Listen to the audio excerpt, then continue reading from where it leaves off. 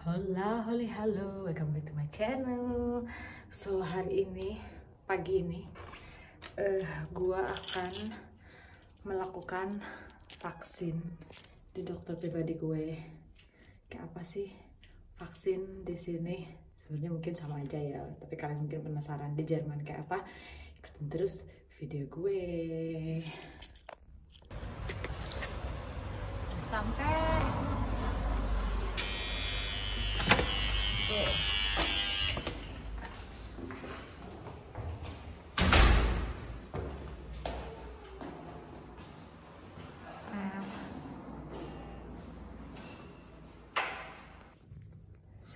Suruh ngisi formulir.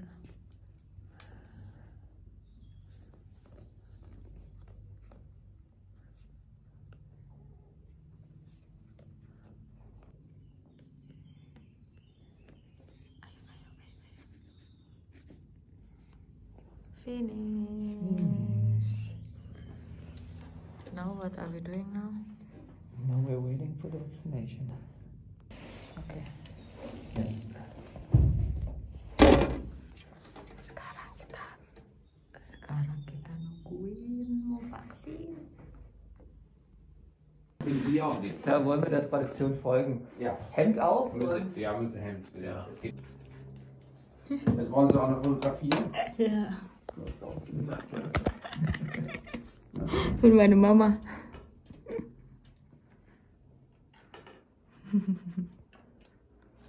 Das ist BioNTech, ja?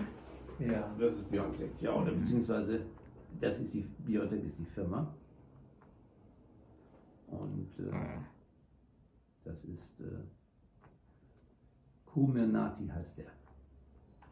Aber man sagt immer BioNTech. Udah selesai di vaksinnya. Ini kita habis vaksin disuruh nunggu 15 menit. Takutnya ada reaksi alergi atau apa. Awak. Drama. Kita tadi divaksinnya sama BioNTech. Sekarang kita nungguin 15 menit. Kalau udah 15 menit boleh pulang. Terus ya begitu 15 menit. Nah sekarang gue udah nyampe ke rumah, gue udah selesai tadi vaksin. Jadi di sini gue mau ceritain prosesnya ke kalian ya. Nah di sini tuh udah mulai dari tanggal 6 Juni kemarin kalau nggak salah.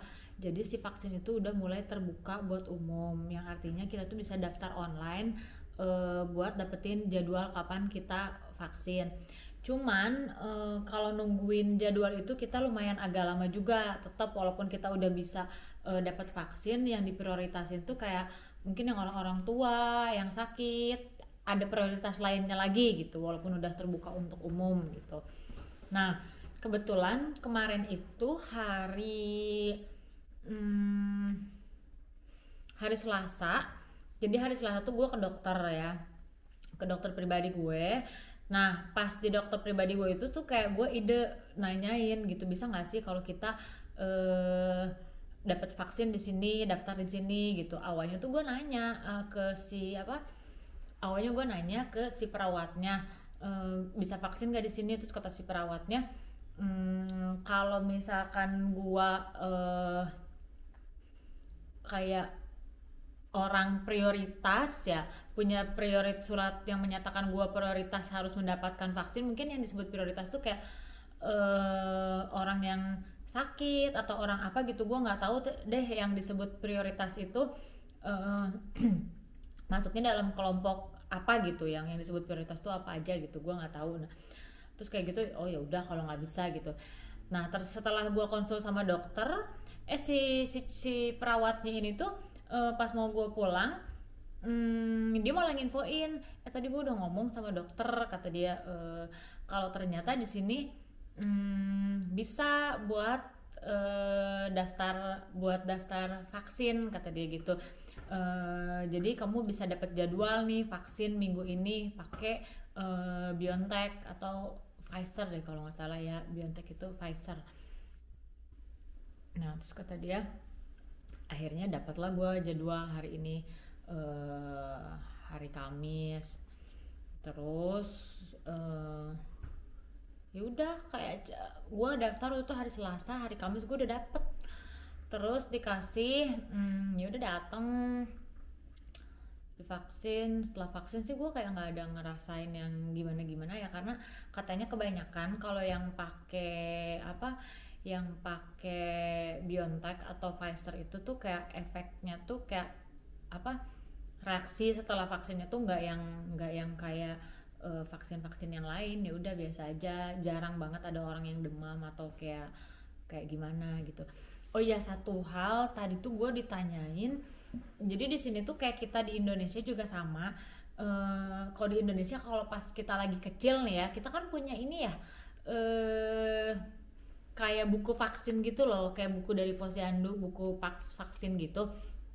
Nah kebetulan gue kan nggak punya ya di sini buku vaksin kayak gitu. Nah kalau si Til itu dia punya. Terus kayaknya kalau dari Indo kita bawa kan, kalau orang kita tuh nggak yang terlalu mikir itu nggak sih, kecuali kalau pas kita lagi bayi yang masih dalam masa vaksin, yang bayi yang vaksin suntik apa gitu, kayak yang imunisasi. Nah itu kita baru punya bukunya kan. Tapi kalau udah gede gitu kayak yang nggak terlalu masih nyimpen kayak gitu-gitunya nggak sih. Tapi kalau si Til tuh di sini tuh dia masih gitu. Jadi akhirnya gue beli buku vaksin kayak gitu di sini. Cuman kayak bukunya tadi dibawa sama si Til kayak gitu. Ya begitu.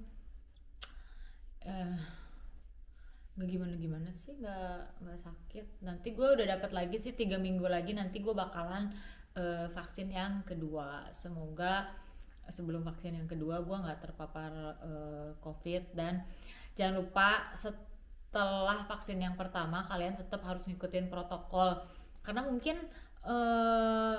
bukan mungkin sih. Jadi si vaksin yang pertama itu kan perlindungannya itu akan berfungsi setelah berapa lama, mungkin setelah 2 minggu. Nah selama 2 minggu ini kalau misalkan kita nggak memprotek diri kita sendiri, nah si imunnya itu kan belum kebentuk juga, jadi masih punya kemungkinan untuk terpapar COVID. Jadi walaupun udah vaksin yang pertama, kalian tetap harus ngikutin protokol. Walaupun setelah vaksin yang kedua tetap harus ngikutin protokol. Kenapa gue bisa ngomong kayak gini? Karena dulu ini kejadian di gue sendiri ya.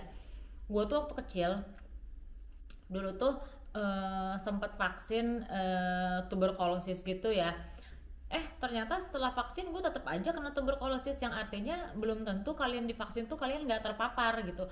Mungkin ada yang si vaksin ini berfungsi di orang lain dan belum tentu si vaksin itu berfungsi di kita gitu loh. Vaksin apapun itu menurut gue sih kayak gitu ya, karena gue pernah mengalami sendiri kayak gitu. Jadi tadi tuh gue sama suami gue tuh kemarin tuh daftarnya bareng berdua, karena kita dokter pribadinya kan sama. Jadi alhamdulillah sebelum kita nanti akan pergi liburan, kita akan sudah divaksin. Semoga vaksin itu benar-benar berfungsi buat kita ya. Jadi sharing kita hari ini sampai di sini aja. Jangan lupa like, comment, subscribe, dan share video gue sebanyak-banyaknya. Jangan lupa dinyalain lonceng notifikasinya biar kalian jadi orang pertama yang tahu kalau aku upload video baru. Sampai ketemu di video selanjutnya. Assalamualaikum warahmatullahi wabarakatuh. Bye bye.